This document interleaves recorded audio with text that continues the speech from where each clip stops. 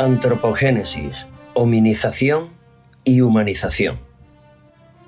¿A qué hacen referencia estos tres conceptos?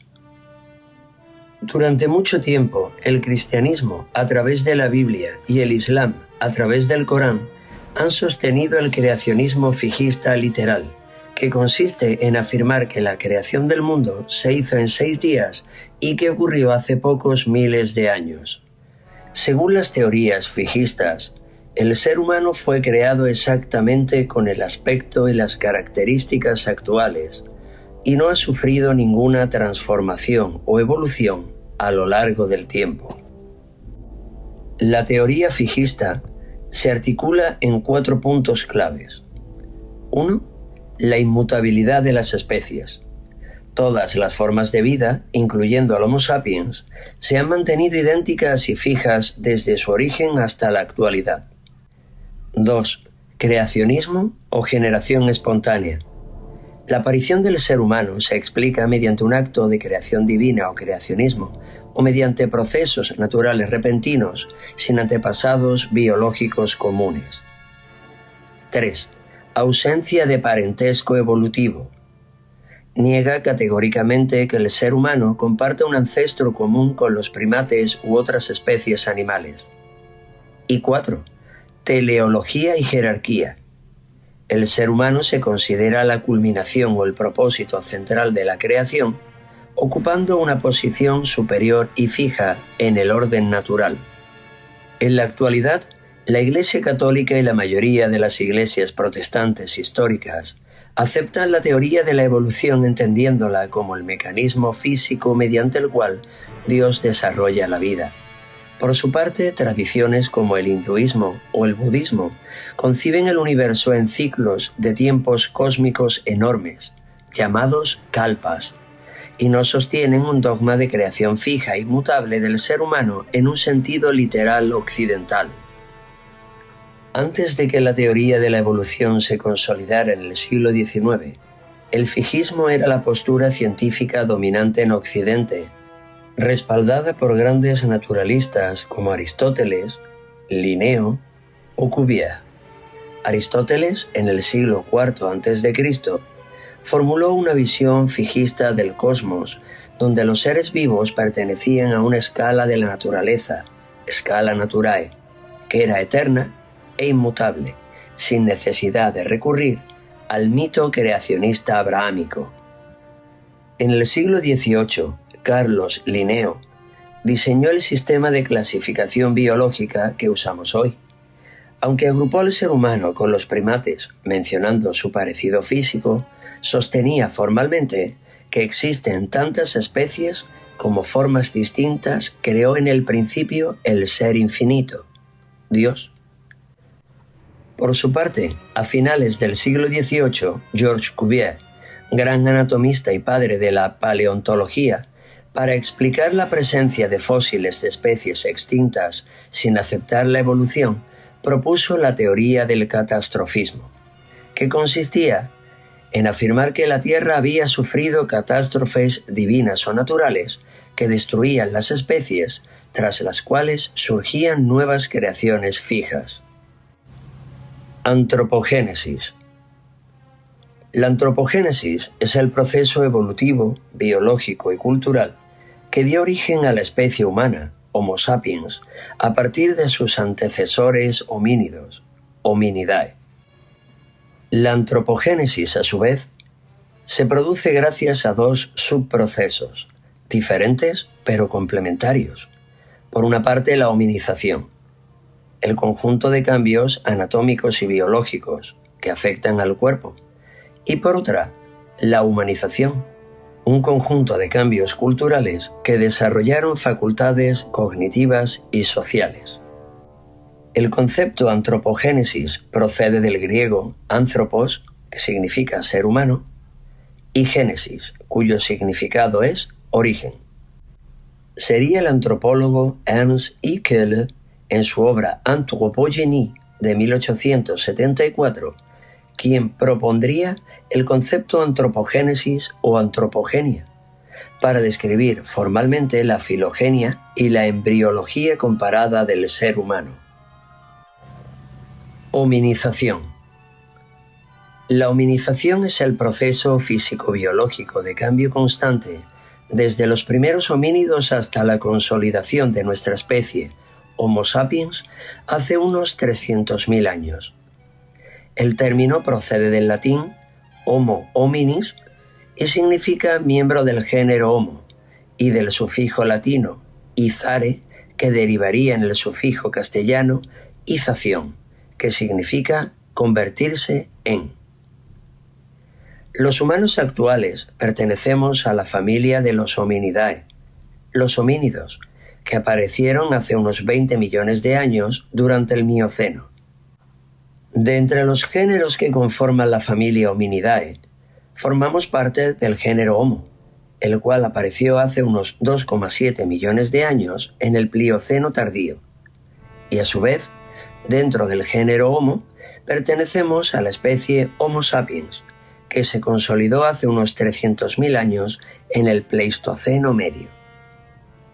Solo existe una especie humana en la actualidad, el Homo sapiens, pero ni mucho menos somos una raza pura, sino el resultado de una compleja coexistencia e hibridación entre varias especies. Somos mestizos. Veámoslo mejor. De las 4 especies del género Homo, procedemos del Australopithecus afarensis, que apareció hace aproximadamente 4 millones de años.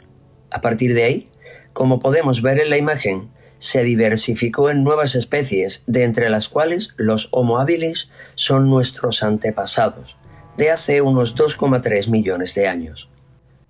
Más adelante, la evolución natural hizo convivir a varias especies derivadas del mismo antepasado, siendo los más cercanos e influyentes a nuestra especie el Homo neanderthalis, los denisovanos y el Homo longi. Los principales cambios anatómicos que se han producido en el Homo sapiens a lo largo de su evolución, concibiéndose como rasgos exclusivos y diferenciales, son los siguientes: locomoción bípeda y postura erguida, cambios estructurales en la columna. Al pasar de 4 patas a 2 patas, ahora piernas, la columna desarrolla 4 curvaturas alternadas que sirven para controlar el eje de gravedad. Una caja torácica cilíndrica y una pelvis estrecha en sentido anteroposterior. El aumento de la capacidad craneal y el abovedamiento de este, llegando a alcanzar una capacidad de entre 1.400 a 1.500 centímetros cúbicos. Somos una especie con un cráneo y un cerebro grande en relación a nuestro cuerpo. Es lo que llamamos gran índice de encefalización. Se produce la desaparición del hocico y aparece la dentadura híbrida, formada por piezas de herbívoros, como los incisivos, y piezas carnívoras, como los colmillos, por ejemplo. También tiene lugar un acampanamiento y verticalización de la nariz. Al caminar de pie nos ayuda a evitar el polvo y las precipitaciones. También se marca el mentón y disminuye el toro supraorbital, lo cual, aunque parezca que no tiene nada que ver con la masticación, sí que guarda una relación, ya que el toro supraorbital, la parte que tenemos encima de las cejas, funcionaba como arco de refuerzo para absorber las tensiones mecánicas de la masticación, y al tener los dientes más pequeños y perder fuerza mandibular, no seguía siendo necesario. Se acortan los brazos y pierden musculatura, al tener que soportar menos carga. Al dejar de caminar a 4 patas, no era necesario que los brazos fueran tan largos ni tan fuertes, pero a cambio se produjeron modificaciones significativas como la liberación de las manos y la oponibilidad del dedo pulgar.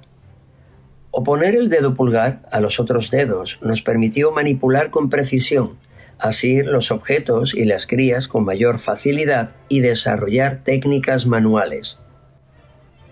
Se alargan los pies y el fémur adopta un ángulo de inclinación pronunciado.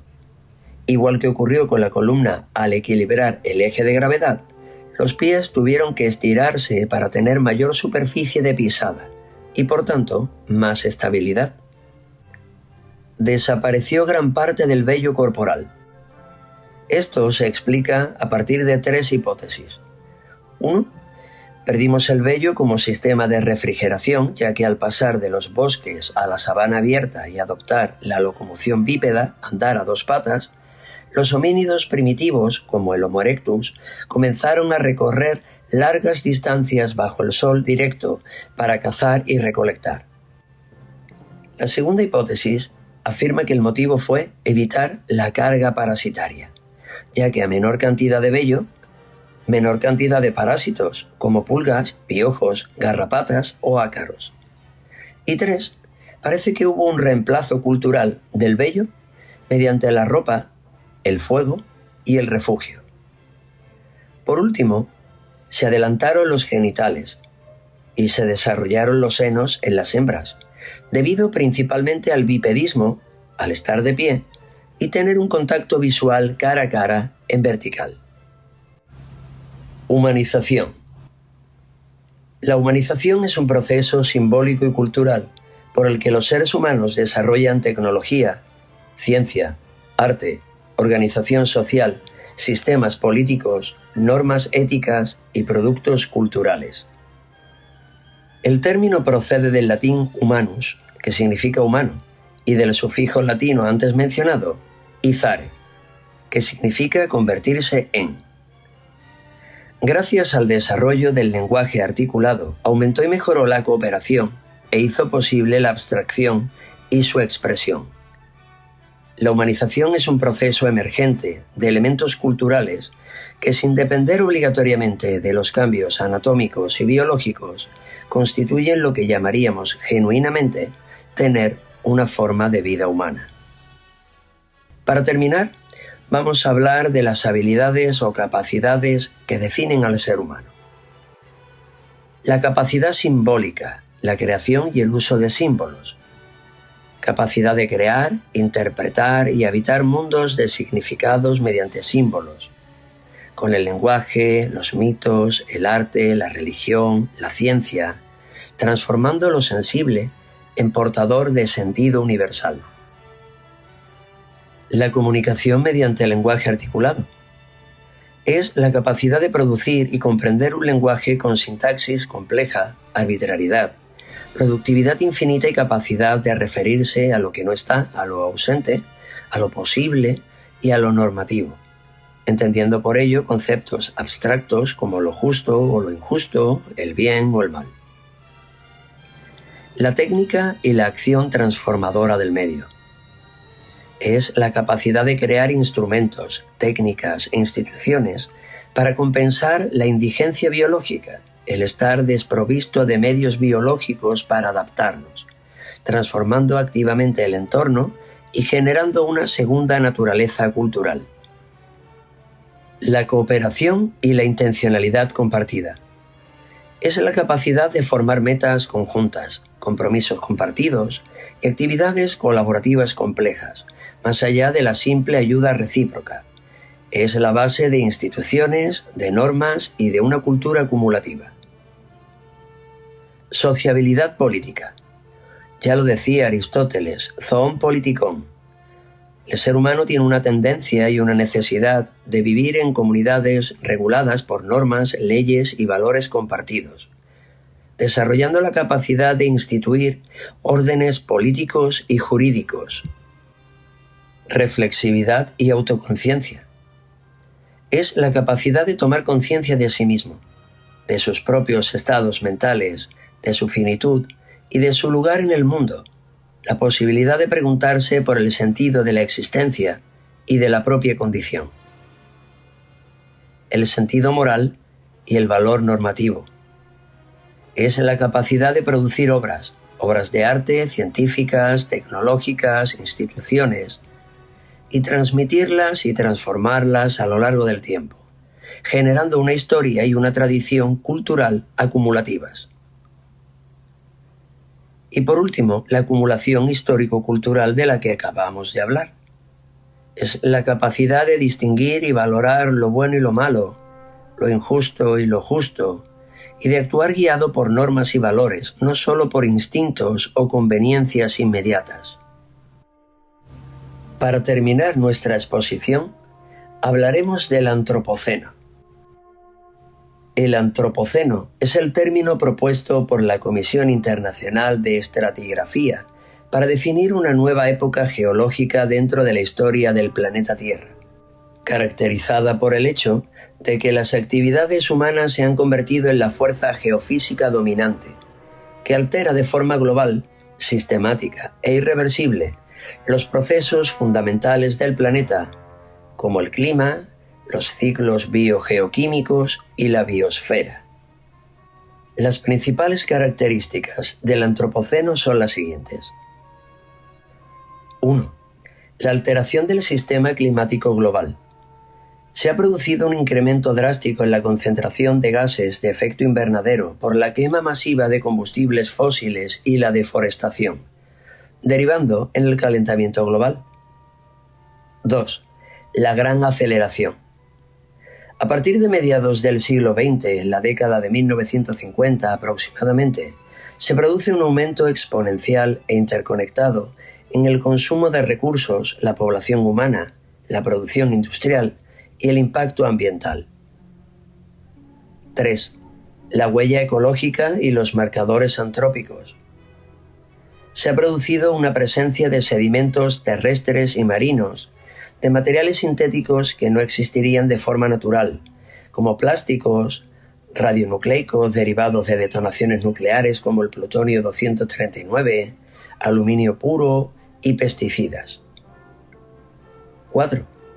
La transformación de la biosfera y la pérdida de biodiversidad. Los seres humanos hemos alterado de forma masiva los ecosistemas terrestres y marinos, homogeneizando biológicamente el planeta. Cada vez hay menos variedad de especies, acompañado de tasas de extinción de especies tan elevadas que son consideradas como el inicio de la sexta extinción masiva. 5. La alteración de los ciclos biogeoquímicos. La intervención humana ha duplicado o multiplicado los ciclos naturales de elementos fundamentales como el nitrógeno y el fósforo, principalmente por el uso masivo de fertilizantes sintéticos en la agricultura. Y por último, en sexto lugar, la acidificación y el cambio en los océanos. La absorción de grandes cantidades de dióxido de carbono por los océanos, reduciendo el pH del agua marina, ha afectado a los organismos con conchas y a los arrecifes de coral.